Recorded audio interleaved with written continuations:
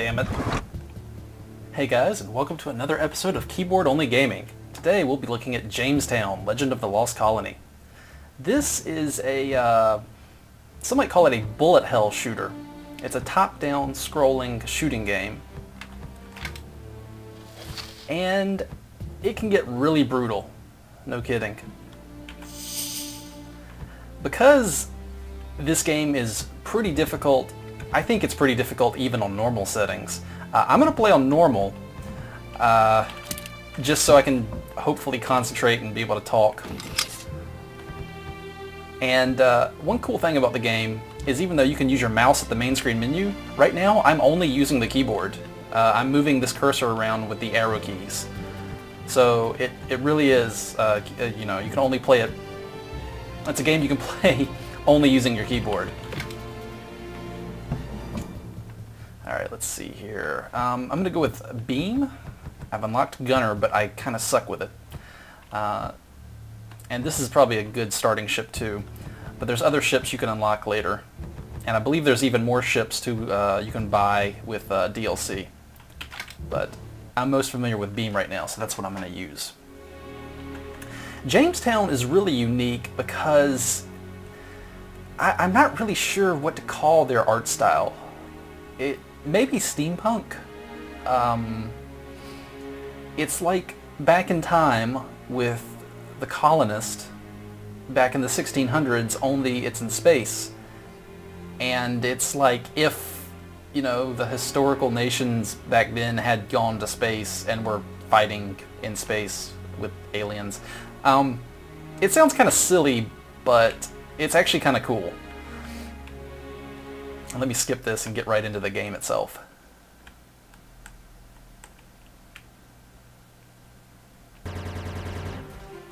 You move around using the arrow keys. You fire your normal shot with Z, and you fire your special weapon with X.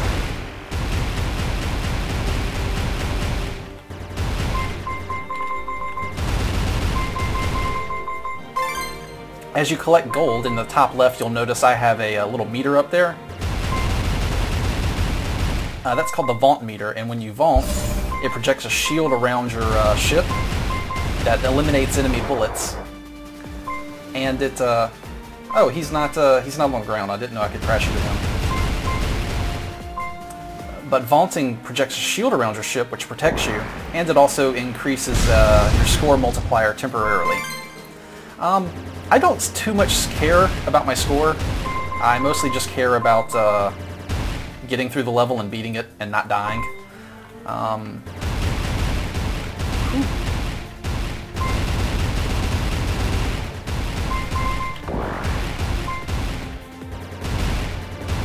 And again, you will have to excuse me if I have to pause my commentary every now and then to concentrate on the game and not die.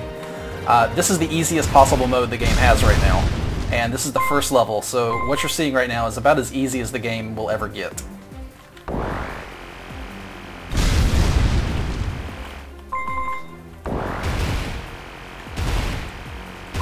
I do have a tip if you're new to the game. The beam ship, using your special, the beam here, it actually slows you down, and that can help with fine control to swerve around these bullets as they come down at you. But yeah, the Vaunt meter gets rid of bullets like that, and I always use it as a panic button if I'm about to get hit and to avoid it. But I guess if you're a really good player and you know you never get hit, then you can just use it to boost your score. But I'm not that good. The game's about $10, and I'll put a link down in the video description to the game's website, and you can buy it on Steam and several other platforms. And with using X, oh shoot, yeah, with using X, that lets you, with this ship at least, you can swerve gently and not move so fast, which helps, you know, if you need to make tiny adjustments to swerve around these little bullets here. So yeah, a bullet hell game is a lot like... Shoot. Yeah, it's tough to talk and concentrate on this at the same time. But a bullet hell game is a subgenre of shooters, and you know, you might be familiar with something like Space Invaders. Well, this is similar, only there's bullets everywhere and it's a lot harder. It's made for really fans, you know, a more niche audience, I guess you should say. The normal gamers, because you have to have some dedication to, you know, play this. I will say this again, this is the first level on the easiest difficulty setting.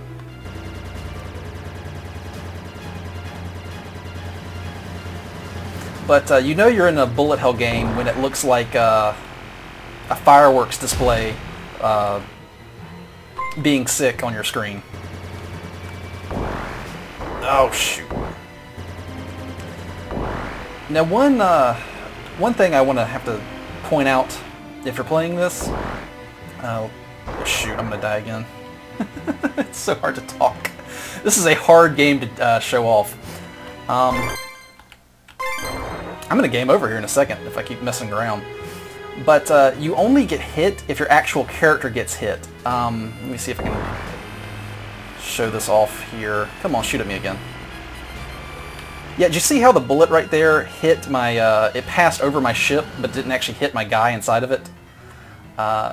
Your character has a very tiny hitbox. So that's one thing that does help you out. Whew.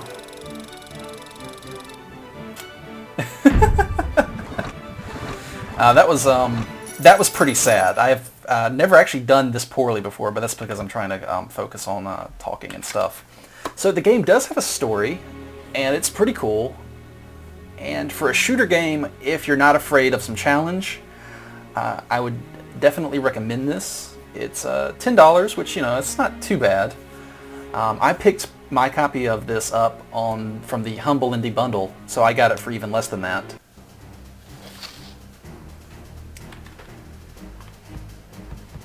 Oh, and it has a shop here, and the in-game money that you earn by playing levels, you can come here and spend it. And as you can see, the next thing I can buy here is a new ship model to try out, and the different ships have different moves. And I think the DLC here also has more ships in it, I think. So yeah, if you're a fan of shooters and you want to check it out, I would recommend this game. It has great graphics. I mean, just look at the title menu. So yeah, Jamestown has a really cool art style. It's got great music, and it's $10. So if you're interested in shooters and you want something really challenging, I'd say this is right up your alley. And it's a keyboard-only game. You can get around the main menu.